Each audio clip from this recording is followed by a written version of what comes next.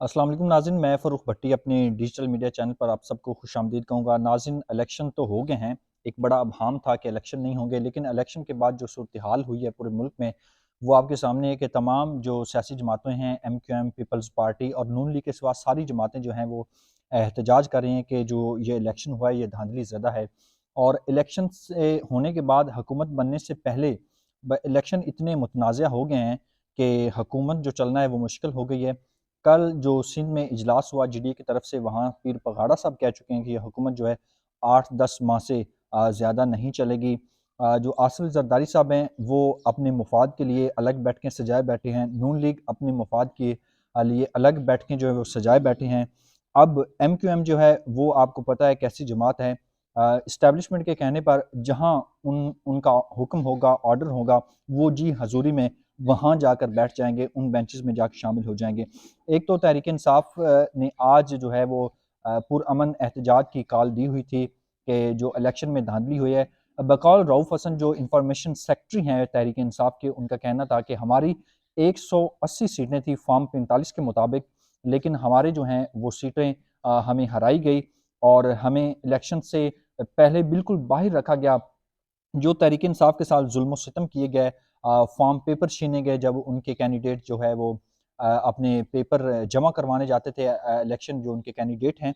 تو آج ایک خبر آئی ہے اسلام آباد سے بھی، ترجمان اسلام آباد کیپٹل پولیس، اسلام آباد میں سیکیورٹی ہائی الرٹ اور دفعہ 144 نافذ العمل ہے۔ ضلع بھر میں گشت کو بڑھا دیا گیا ہے جبکہ ناکہ پوائنٹس پر چیکنگ سخت کر دی گئی ہے۔ سی ٹی ڈی کے خصوصی دستے اسلام آباد میں گشت پر تعینات کیے گئے جو کسی بھی ہنگامی صورتحال سے نمٹنے کے لیے ہمہ وقت تیار ہیں۔ شہری دوران سفر ضروری شناختی دستاویزات ہمراہ رکھیں اور دوران چیکنگ پولیس کے ساتھ تعاون کریں۔ F9 پارک کی طرف ٹریفک کا رش ہو سکتا ہے، اس لیے شہری اس طرف غیر ضروری سفر سے اجتناب کریں۔ کسی بھی ایمرجنسی کے متعلق پکار 15 یا ICT-15 ایپ پر اطلاع دیں۔ تو یہ ناظرین صورتحال ہے کہ تحریک انصاف کو جس طرح بالکل ان کو الیکشن میں کارنر میٹنگ نہیں کرنے دی گئی، ان کے جلسوں پر پابندی تھی، ان کے جو مین لیڈرشپ ہے وہ پابند سلاسل رہی، رپوش رہی۔ آج بھی جب تحریک انصاف نے یہ کال دی تو ان کو احتجاج کرنے سے روکا جا رہا ہے، کیونکہ الیکشن جو رکوانے کے در پر ہیں کہ یہ احتجاج رکے، کیونکہ وہ جانتے ہیں کہ ہم نے الیکشن میں دھاندلی کی ہے۔ تو ایک اور خبر آپ کے ساتھ شیئر کرنی کہ مرکز میں کون حکومت بنائے گا، یہ بڑی آج الیکشن کے بعد یہی جو ہے خبر اہم ہے کہ مرکز میں نمبر گیم چل رہی ہے کہ کس کے نمبر زیادہ ہوں گے اور کون وہ جو ہے مرکز میں حکومت بنائے گا۔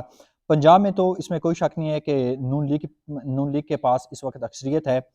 وہ پنجاب میں جو ہے حکومت بنائیں گے،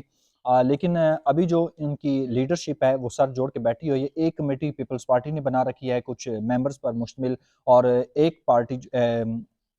کابینہ کی جو میٹنگ ہے ان کی وہ نون لیگ کچھ بندوں پر مشتمل بنائی ہوئی ہیں، خواجہ سعد رفیق ہیں، اسحاق ڈار ہیں، دوسری طرف سے قمر زمان قائرہ ہیں اور یوسف رضا گیلانی صاحب ہیں۔ تو یہ جو کھچڑی بن رہی ہے یہ ملک کے مفاد میں تو نہیں ہو سکتی، لیکن ضرور ان لوگوں کے مفاد میں ضرور ہوگی۔ اور آصف زرداری صاحب ہیں، وہ آپ کو پتہ ہے پہلے بھی ان کو لقب دیا جاتا ہے کہ وہ سب پر بھاری ہیں، اور اس وقت بھی آصف زرداری صاحب سب پر بھاری بنے بیٹھے ہیں، اور خاص کر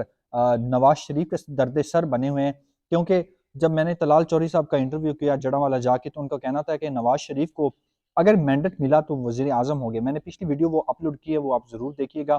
اور نواز شریف کو جو ہے وہ مینڈیٹ نہیں ملا جو ان کے ساتھ کمٹمنٹ کی گئی تھی، جو لندن پلان کا حصہ تھا، لیکن عوام کا جو رد عمل ہے وہ کچھ اور نکلا، وہ سب تجزیوں سے ہٹ کر نکلا۔ تو آج بھی نواز شریف وزیر اعظم کے کینڈیڈیٹ تو نہیں ہیں، لیکن ان کا کہنا ہے کہ وہ حکومت پیچھے سے وہی قائد بن کے چلائیں گے۔ ان کی بیٹی جو ہے مریم نواز صاحبہ وہ وزیر اعلیٰ پنجاب کی امیدوار ہیں، اور ان کے بھائی شہباز شریف وزیر اعظم کے امیدوار ہیں قومی اسمبلی میں۔ تو قومی اسمبلی میں زرداری صاحب نے کچھ شرائط رکھی ہیں جو اسحاق ڈار کے بقول جو ان کا کہنا تھا، انہوں نے نواز شریف کو مشورہ دیا، ان کا کہنا تھا کہ زرداری صاحب کے ساتھ ہمیں مل کر حکومت نہیں بنانی چاہیے، اگر وہ ہماری کابینہ کا حصہ بنتے ہیں تب نواز شریف کے جو ووٹ ہیں ایم این ایز کے وہ ہمیں لینے چاہیے۔ اس طرح اگر ہم نے دوبارہ اس طرح کی کوئی انڈرسٹینڈنگ کی، ان کے ساتھ سمجھوتا کیا، تو اس کا نون لیگ کو زیادہ سے زیادہ نقصان ہوگا۔ اب یہ معاملہ چل رہا ہے، اب نہ جانے کتنے اور دن مزید لگتے ہیں، لیکن مرکز میں حکومت جو ہے وہ چاہتے ہیں کہ پیپلز پارٹی اور نون لیگ اور ایم کیو ایم مل کر بنائیں، لیکن پیپلز پارٹی جو ہے وہ چیئرمین سینٹ مانگتی ہے، قومی اسمبلی کا جو اسپیکر ہے وہ مانگتی ہے، اور پنجاب میں بھی کچھ حصہ مانگتی ہے۔ اس کے علاوہ جو اسٹینڈنگ کمیٹیز ہیں قومی اسمبلی میں اور سینٹ میں، اس کی چیئرمین شپ مانگتی ہے۔ جو اس وقت نون لیگ کے بقول جو اسحاق ڈار ہیں، جو اس کمیٹی کے سربراہ جو نون لیگ نے بنائی ہے، وہ ان کا کہنا ہے کہ ہمیں زرداری صاحب کی یہ جو شرطیں ہیں یہ نہیں ماننی چاہیے، بلکہ ان کو کمینہ میں لانے چاہیے، اور جو باقی جو چیزیں ون ٹپ کر آدھی آدھی لینی چاہیے۔ تو اب یہ صورتحال چل رہی ہے، الیکشن ہو چکے ہیں، 22 دن کے اندر اندر قومی اسمبلی کا اجلاس بلا کے جو اسپیکر راجہ پرویز اشرف ہیں انہوں نے ووٹنگ کروانی ہے اور وزیر اعظم کے کینڈیڈیٹ کو منتخب کرنا ہے، اور انہی 22 دن کے اندر اندر وزیر اعظم نے اپنا حلف اٹھانا ہے۔